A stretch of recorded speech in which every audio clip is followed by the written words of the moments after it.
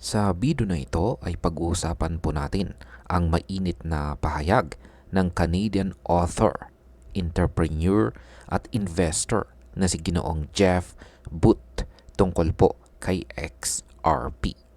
Ayon sa kanya, ang disenyo ni XRP ay tila nagre-replicate lamang ng banking system na meron na tayo ngayon. Ang kanyang pananaw ay nagbigay po ng matinding usapan kung sa XRP ba ay tunay na nagdadala ng pagbabago o kung inuulit lang nito ang tradisyonal na sistema ng finance. Kaya ayan po ang siyang ating pag-uusapan sa video na ito. Pero bago po tayo magpatuloy ay pakibasa na lamang po muna ang disclaimer dito po sa ibaba ng ating screen. At ayan, ano nga ba ang punto ni Ginoong Jeff Booth tungkol kay XRP?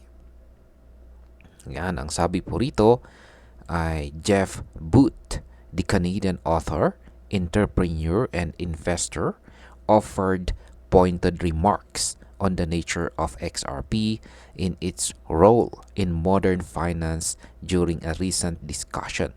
His comments have drawn interest for challenging the notion that blockchain-based solutions such as XRP represent a break from the existing system. Yan, ano nga ba ang ibig sabihin yan? Ayon po kay Ginoong Booth, ang disenyo ng XRP ay hindi ganap na kumakalas mula sa luma nating financial system. Para sa kanya, tila isa lang itong refleksyon. Yan, refleksyon ng traditional na banking structure. Kahit pa gumagamit ito ng blockchain technology. Dahil dito, lumalabas na si XRP ay hindi ganap na rebelde, kundi isang parte ng kasalukuyang sistema. Kung titignan po natin ang market impact, ang ganitong pahayag ay maaari pong magbigay ng pagdududa sa ilang mga investors. Pero sa kabilang banda, maaari rin itong magpakita na si XRP ay mas tanggap ng mga institutions dahil kaayon siya ng kanilang galaw. Ano naman po ang ibig sabihin ng pagre-replicate ng banking system? Yan. Sabi po rito ay Booth suggested that the model behind XRP reflects the very structures it claims to transform. The video featuring Booth's remarks was shared on X by Saif. Yan, Saif Crypto, a well-known crypto proponent. Saif sees the discussion as a debate over whether XRP is driving change in financial systems or simply reproducing traditional structures. Kaya yan po yung kanilang naging interview dito. Kaya yan, ano nga ba ang ibig sabihin yan? Sa madaling paliwanag, sinabi po ni Ginoong Booth na si XRP ay kumokopya sa mga structure na dati na nating ginagamit. Ang mga sistema na dapat niyang baguhin ay parang binabalik lang niya sa ibang anyo. Kaya lumalabas ang tanong kung siya ba ay tunay na nagdadala ng pagbabago o kung isa lang siyang bagong mukha ng parehong sistema. Sa market impact, kapag nakita pong hindi ganap na bago sa XRP, may ilan na baka mawalan po ng gana. Pero kung ang institutions naman ang titingin po dito, mas lalo po silang maiinganyo dahil mas madali para sa kanila na yakapin si XRP. Ngayon ay ano naman ang mga concerns tungkol sa ganitong disenyo? Yan po, ang sabi po rito ay Booth questioned whether XRP's design offers real change or simply follows the structure of existing financial institutions. He pointed out that the current system allows banks to create money through lending and then charge interest on it, a cycle that he views as central to today's economic framework. Ayan. Ano po ba ang ibig sabihin yan? Ang isa po sa mga malaking concern ni Ginoong Booth ay kung ang disenyo ni XRP ay nagbibigay ba ng totoong pagbabago. Ang kasalukuyang sistema ay pinapayagan ang mga bangko na gumawa po ng pera sa pamamagitan ng lending at pagkatapos ay kumita mula sa interest. Ito ang core cycle ng ating ekonomiya ngayon. Kung sa XRP ay hindi umaalis dito, baka hindi rin ito magdala ng inaasahang pagbabago. Kung lumabas na totoo ito, posibleng maapektuhan po ang perception ng mga investors at magdulot ng pagbagal ng price growth sa market. Ngayon ay ano naman po ang posibleng panganib sa pag-duplicate ng luma? Yan.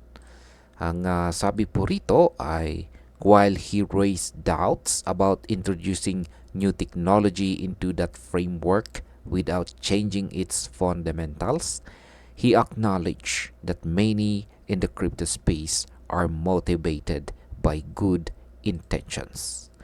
Kaya yan, ano nga ba ang ibig sabihin yan?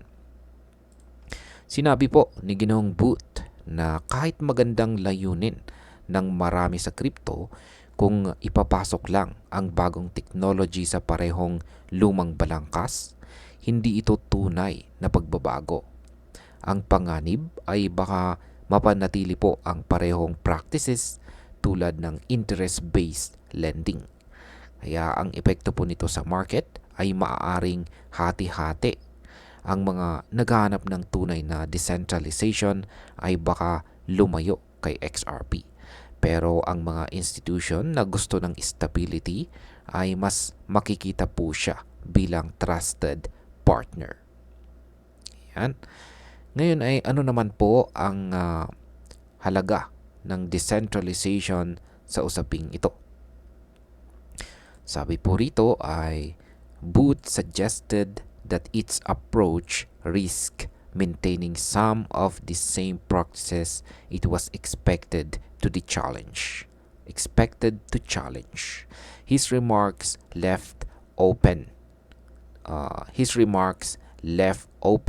the question of whether a platform that works with banks and governments can still drive meaningful reform. Yan. Ano nga ba ang ibig sabihin yan? Sa punto po ni Ginoong Booth, ang tunay na pagbabago ay nakasalalay po sa decentralization. Kung sa XRP ay masyadong naka-align sa banks at governments, baka hindi ito ganap na magdala ng reform. Ngunit ang malaking tanong ay kung pwede bang pagsabayin ang pakikipagtrabaho sa institutions at ang pagdadala ng makabuluhang pagbabago.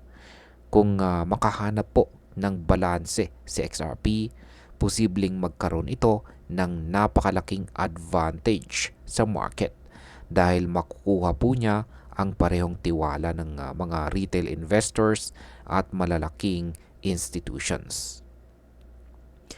Paano naman ang mga oportunidad ng blockchain sa lumang sistema? Yan, sabi po rito ay Booth contrasted decentralized models with the legacy structures of finance, noting that the latter remain tied to interest-based lending. However, he did not argue that XRP's role in facilitating cross-border payments and partnering with traditional institutions is entirely without merit. Yan, ano nga bang ibig sabihin yan? Paliwanag po natin. Kahit may mga kritisismo si Ginoong Booth, hindi naman niya sinabi na walang halaga ang ginagawa ni XRP. Sa katunayan, nakikita pa rin niya ang malaking tulong ni XRP sa pagpapabilis ng cross-border payments at sa pakikipag-partner sa mga traditional institutions.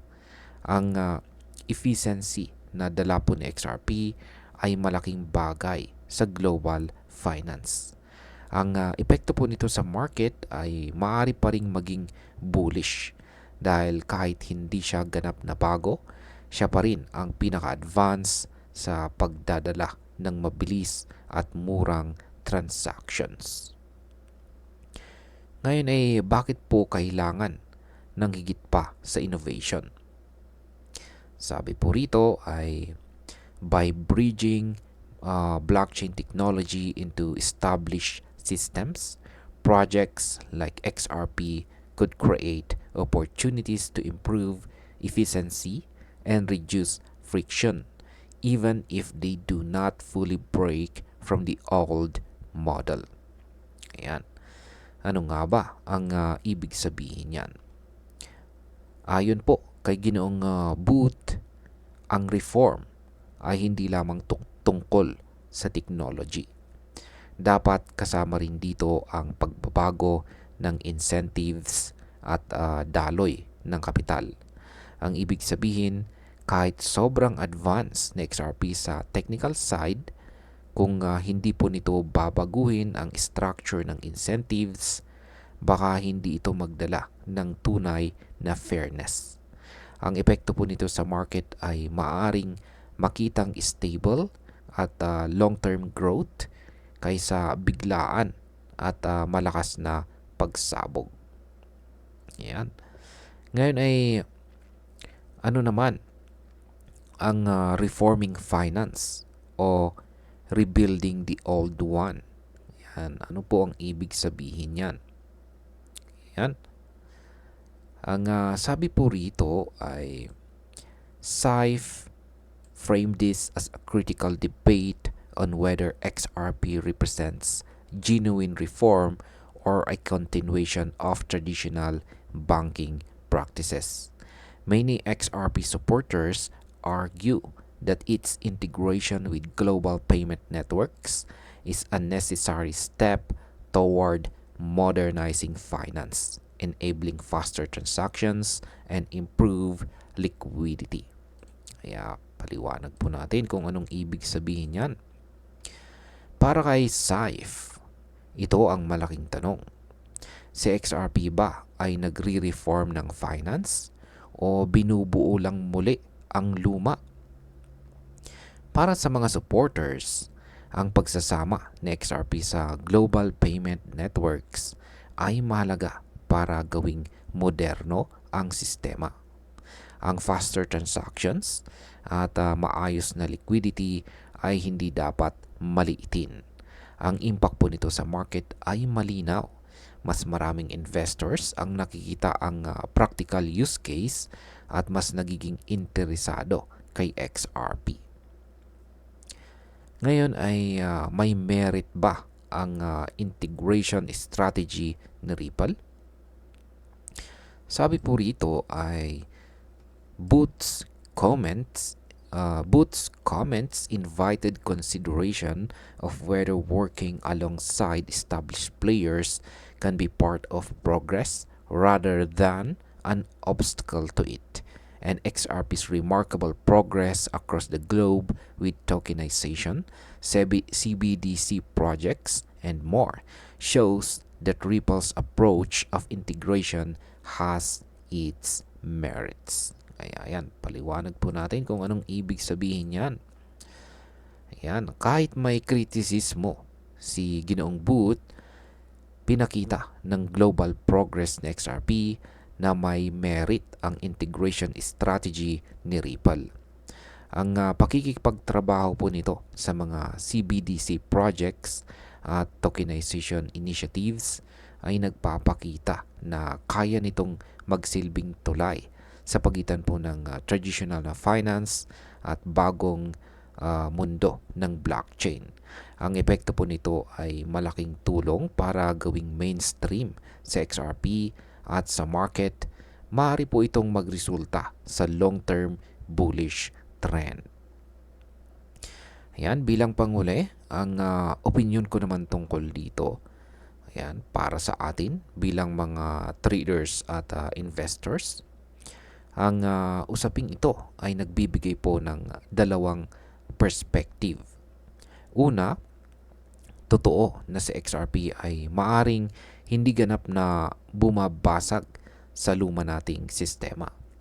Pangalawa, totoo rin na siya ay may dalang napakalaking improvements sa efficiency at global adoption. Kung titignan po natin ang market, ang strategy ng XRP ay makipagtrabaho sa institutions ay nagbibigay sa kanya ng unique na position na hindi kayang tapatan ng karamihan. Kaya masasabi ko, si XRP ay maaring hindi ganap na rebelde, pero siya ang pinakahanda para sa integration at tunay na adoption sa buong mundo. At yan, dito po nagtatapos ang ating masusing paliwanag tungkol po rito sa pahayag ni Ginoong Jeff Booth at sa usapin kung sa XRP ba ay nagre-replicate lamang ng banking system o nagdadala ng bagong yugto. At ayan, marami pong salamat sa panunood.